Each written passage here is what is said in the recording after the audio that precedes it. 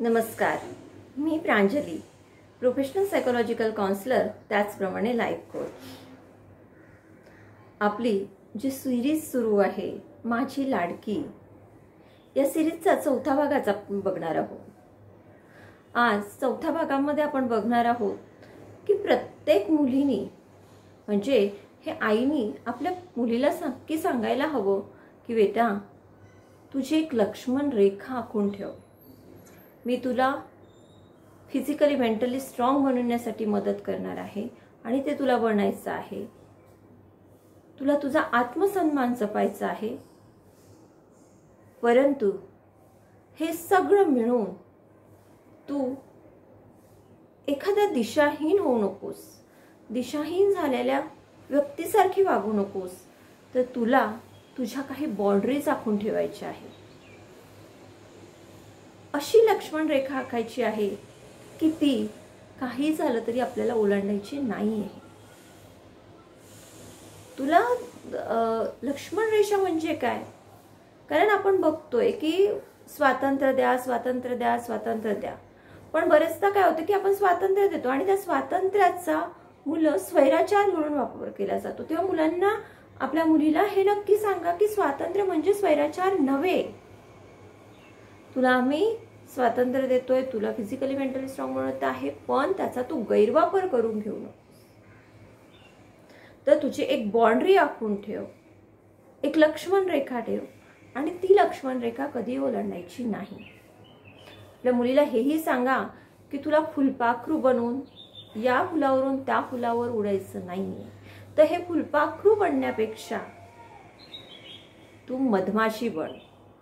आता तुम्ही म्हणाल की असं काय म्हणताय की फुलपाखरू बनण्यापेक्षा मधमाशी बन? कारण आजचं जग असं आहे की बघा, फुलपाखरू किती नाजूक, स्वीट, गोड असतं. पण या आजच्या जगात आपल्याला ते फुलपाखरू बनून चालणार आहे का? असं नाजूक, साजूक, कोमल राहून चालणार आहे? नाही. आपण या आधीच्या व्हिडिओत म्हणाले आहे की मुलींना कणखर बनवा, त्यांना आत्मसन्मानी बनवा. तसंच त्यांना फुलपाखरू बनवू नका. तर का म्हणते की मी मधमाशी बनवा? कारण मधमाशी कशी असते, ती उडू शकते. जसं फुलपाखरू या झाडावर, या फुलावरून त्या फुलावर, त्या फुलावरून त्या फुलावर उडू शकतं, तसं मधमाशीला सुद्धा पंख असतात आणि ती पण उडू शकते. परंतु जर तिला कोणी त्रास दिला तर ती डंख मारू शकते. आणि आपल्या मुलींना पण हे सांगायचं आहे की तुला फुलपाखरू नाही बनायचं आहे, तुला उडायचंच आहे, तुला या जगात उडायचं आहे. तू उडण्यासाठीच आलेली आहे, पण फुलपाखरू बनून नाही. कारण तू जर फुलपाखरू बनून उडलीस तर लोक तुला कुचकरून टाकतील आणि तू काही करू शकणार नाही. त्यामुळे तू मधमाशी बन की तुला उडताही येईल आणि कुणी त्रास दिलाच, कुणी तुला कुचकरून टाकण्याचा प्रयत्न केला, तू त्यांना डंख मारू शकशील आणि स्वतःचा बचाव करू शकशील. त्यानंतर नाही म्हणायला शिका. बरेचदा काय होतं ना की आपण नाही म्हणत नाही आणि प्रॉब्लेम्स होतो. आपण बाहेर जातो, आपली मुलं बाहेर जाणार आहे, आपल्या मुली बाहेर जाणार आहे, आपण त्यांच्यावर खूप संस्कारही केले आहे, पण आपल्याला त्यांना नाही म्हणायला शिकवणं गरजेचं आहे. कारण मुलं म्हणतील, फ्रेंड्स म्हणतील, अरे घे रे, काही होत नाही, ड्रिंक्स तू करू शकतो, घेऊ शकतो, काही होत नाही.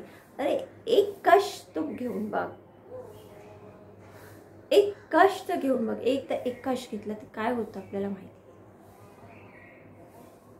आपण सगळेच या गोष्टीशी अवेअर आहोत. पण त्यावेळी ठामपणे आपल्याला सांगता यायला हवं की नाही, मला ड्रिंक घ्यायचा नाहीये, मला स्मोक करायचं नाही. कसं आहे ना, जर तुम्ही फुलपाखरू झाले तर जबरदस्तीने तुम्हाला कोणी राखेल. पण जर तुम्ही मधमाशी झालेत तर तुमच्यावर कोणी जबरदस्ती करू शकणार नाही. कारण तुम्ही बघितलं, मधमाशी जो जातो का, आपण तिला पकडायला जातो का, दूर वाहतो. तसंच तुमची मुलगी जर तेवढी कणखर असेल, तिला डंख सुद्धा मारता येत असेल, तिच्यावर जेव्हा संकट येतं तेव्हा, तर तिला कोणीही त्रास देणार नाही. ती तिथेच त्याचं प्रत्युत्तर देऊ शकते. त्यानंतर काय होतं ना, एखाद्या वेळेस आपण आपली मुलगी, आपल्या मुलीला आपल्याला सांगायचं आहे, पण ते आपल्याला सुद्धा लागू पडतंय. हे मी वारंवार सांगते की हे सगळ्यांसाठी आहे. जरी मी ही सिरीज स्पेशली आईने मुलीला काय सांगावे आपली लाडली या नावाने जरी सुरू केली असेल, तरीही हे आपल्यासाठी पण आहे. आणि हे फक्त महिलांसाठीच नाही आहे. बरेच पुरुषही घाबरतात. ते घाबरत नाही का? त्यांना भीती वाटत नाही का? त्यांनाही वाटतं. हे त्यांच्यासाठी पण आहे. पण आपला इथे फोकस आहे आपली लाडकी, आपली लाडली. तर एखाद्या वेळेस काय होतं, आपण प्रवासात जातो आणि आपण कॅबनी प्रवास करतो किंवा ऑटोनी प्रवास करतो आणि त्या ऑटोवाला आपल्याशी काहीतरी बोलायचा प्रयत्न करतो, मुद्दामून काहीतरी इन्फॉर्मेशन कलेक्ट करायचा प्रयत्न करतो किंवा जो काही मिरर लावलेला असतो त्या गाडीचा, ऑटोचा म्हणा किंवा कॅबचा, त्या मिररमधून आपल्याला एका वेगळ्या नजरेने बघण्याचा प्रयत्न करतो किंवा आपल्याला आपल्यावर असं लक्ष ठेवतो आणि आपण अनकम्फर्टेबल फील करतो. आणि ते जेव्हा तसं करतात तेव्हा आपण कुठेतरी घाबरतो, नक्कीच घाबरतो. आणि हे अगदी नॅचरल आहे. सो तुम्ही घाबरले जरी असाल तरी तुम्ही एवढं कॉन्फिडंट राहा. इनफॅक्ट तो कॉन्फिडन्स तुमचा कदाचित कमी झाला असू शकते, कारण कधी कधी सिच्युएशन्स खूपच वाईट असतात. पण आपल्या चेहऱ्यावरून, आपल्या बॉडी लँग्वेजवरून समोरच्यांच्या हे कधीही लक्षात येऊ देऊ नका की तुम्ही घाबरला आहात. त्यांना कायम असंच दाखवा की आय स्ट्रॉंग आहे, मला काही वाटत नाही आहे. सो तो कॉन्फिडंट बॉडी लँग्वेज आपल्याला ठेवणं फार गरजेची आहे आणि त्यासाठी आपल्याला प्रयत्न करायचे. आता विषय निघालाच आहे म्हणून मी एक किस्सा सांगते. मी मुंबईला जात होती माझ्या एका रिलेटिव्हजकडे आणि आम्ही कॅब केली आमच्या इथून, म्हणजे मी ज्या ठिकाणी राहते तिथून, आणि तो 4 आवर्सचा फक्त ट्रॅव्हल होता कॅबने घरापर्यंत, माझ्या घरापर्यंत, त्यांच्या घरापर्यंत. त्या ड्रायव्हरनी मेन रोडनी गाडी न नेता दुसऱ्याच कुठल्या मार्गाने गाडी नेली आणि माझी बॅटरी कमी होती आणि मला असं वाटायचं की मोबाईल डिस्चार्ज होऊ नये म्हणून मी जे आपलं डेटा असतो, इंटरनेट डेटा, तो बंद करून ठेवला होता आणि मध्ये मध्ये मी ओपन करून बघायची. पण थोड्या वेळाने असं झालं की काही कारणास्तव जी काही छोटी मुलं होती, 1-2 माझ्यासोबत, तर मला वाटलं ती घेत आहेत मोबाईल म्हणून मी तो शांतपणे ठेवून दिला आणि कॅब केली आहे, नेईल आपल्याला हा विश्वासही होता. पण 4 वाजता मी निघालेली मुंबईमध्ये त्या रिलेटिव्हकडे 9:30ला पोहोचले आणि त्याने इतक्या आडमार्गाने नेलं, घनदाट जंगलात गाडी टाकल्या गेली. आणि ज्यावेळेस मी मोबाईल दिला, डेटा ऑन केला आणि माझं लोकेशन चेक केलं आणि रूट जो मी तो आधी स्टडी केला होता की हां आपली कॅब या रूटने जाणार आहे, तसं न होता त्या रूटपासून कितीतरी आतमध्ये वेगळ्याच जंगलमध्ये ती गाडी पोहोचलेली होती. यात चूक माझी पण आहे. पण कसं असतं ना, कधी कधी सिच्युएशन असं येतात की आपण तो डेटा पण आपला राहायला, आपलं चार्जिंग पण राहायला हवं म्हणून आपण तो डेटा बंद करून ठेवतो. कधी कधी छोटे मुलं असतात, ते वारंवार घेतात म्हणून आपण त्यांनी आपला मोबाईल घेऊ नये म्हणून तसं करतो. बऱ्याचशा गोष्टी असतात. सो जेव्हा मी मोबाईल केला, डेटा ऑन केला आणि बघते तर काय, तर गाडी ज्या ठिकाणाहून जायचं होतं त्यापासून कितीतरीही 30 किलोमीटर पॅरलल मध्ये वेगळ्या ठिकाणावर होती आणि तिथून कुठलंही व्हेकल ये जा करत नव्हतं. कुठलंही व्हेकल ये जा करत नव्हतं. अगदी साधी बाईक सुद्धा नाही आणि सगळा कच्चा रोड. त्यावेळेस मी त्या ड्रायव्हरला बोलले, कारण माझ्यासोबत मोठा कोणी व्यक्ती नव्हता. त्यावेळेस मी ड्रायव्हरला बोलले की तुम्ही गाडी कुठून नेताय? तो बोलला नाही ते तिथून टर्न झालं. मी म्हणले तिथून टर्न नाहीये, त्या ठिकाणून आपण कुठं चाललोय पॅरलल मध्ये?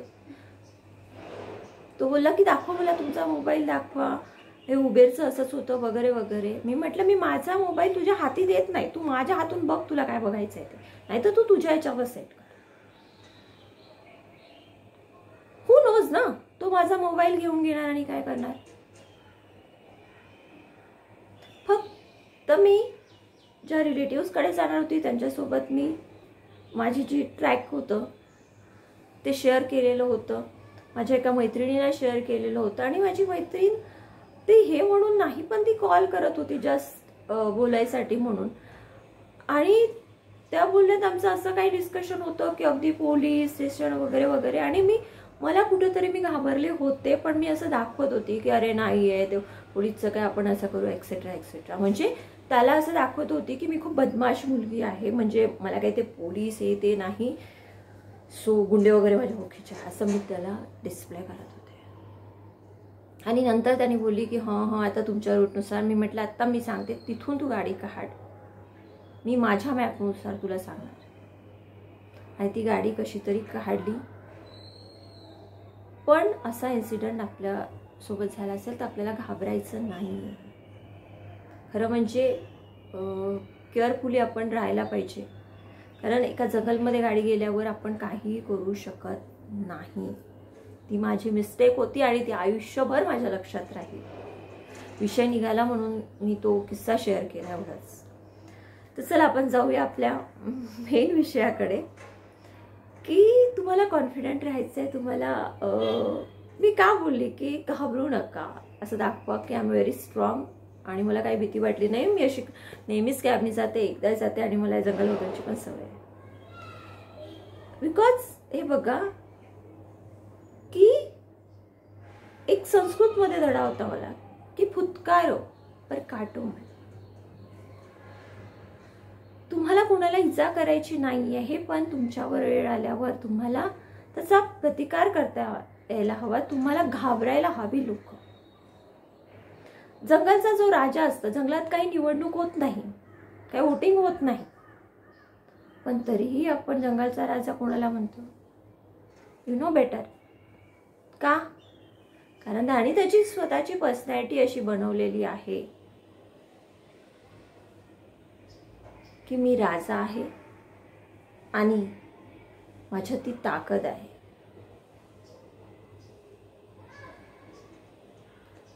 त्यामुळे आपल्या मुलीला कॉन्फिडंट बनवा, तिला तिच्या मर्यादा आखून द्या. कसं असतं ना की बरेचदा कोणी टक लावून बघतं वगैरे वगैरे, तिथेच त्याला आपल्याला रोखता यायला हवं, त्याची कंप्लेंट करता यावी. कारण त्यांना वाटलं की अरे बिचारी गरीब आहे तर ते आपला फायदाच घेईल. पण त्यासाठी तुम्हाला माझ्या आधीचे व्हिडिओज बघावे लागेल की मुलीला कणखर कसं बनवायचं आहे, तिला मेंटली आणि फिजिकली स्ट्रॉंग कसं बनवायचं आहे, तिला तिच्या मनात आत्मसन्मान निर्माण कसा करायचा आहे.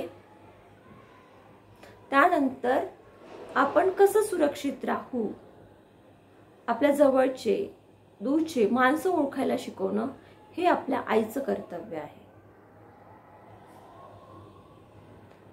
तेव्हा आपल्या मुलीला फुलपाखरू नाही तर आपल्याला मधमाशी बनवायचं आहे आणि तिला सांगा की हे सगळं करताना तुला एक लक्ष्मण रेखा आखायची आहे आणि ती लक्ष्मण रेखा कधीही ओलांडायची नाही. स्वातंत्र्य दिलं म्हणून मी डिस्कोला जाते, पार्टीला जाते, पबला जाते असं नाही, तिथे जाऊन ड्रिंक घेते असं नाही.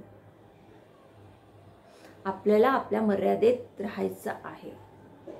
आजकाल खूप वेगळं झालं, kitty party kitty party kitty party. कशासाठी किटी पार्टी? पण त्या किटी पार्टीमध्येही आधुनिकतेचं अनुकरण म्हणून मुली फिमेल्स ड्रिंक्स घेतात. हे आपलं कल्चर नाही, हे आपलं इंडियन कल्चर नाही. तेव्हा आपली लक्ष्मण रेखा सांभाळून ओळखून राहा, हे आई आपणच मुलीला सांगू शकता. तुर्तास आपण इथेच थांबूया. माझी लाडली या समोरची सिरीज आपली तशीच चालू राहील. आणि तुम्हाला जर आणखी कुठल्या नवीन विषयावर व्हिडिओ हवे असेल तर मला कमेंट बॉक्समध्ये नक्की कळवा. मी प्रिव्हियसचे 3ही व्हिडिओज आपण टाकलेले आहे, त्याची लिंकसुद्धा मी डिस्क्रिप्शन बॉक्समध्ये शेअर करते. ते व्हिडिओसुद्धा नक्की बघा. तूतास इथेच थांबते, परंतु थांबण्याआधी एक नक्की सांगते की प्रांजल सायकोलॉजी या चॅनलवर तुम्ही नवीन असाल आणि चॅनल सबस्क्राईब केलं नसेल तर चॅनलला सबस्क्राईब करा. व्हिडिओ आवडल्यास लाईक करा. धन्यवाद.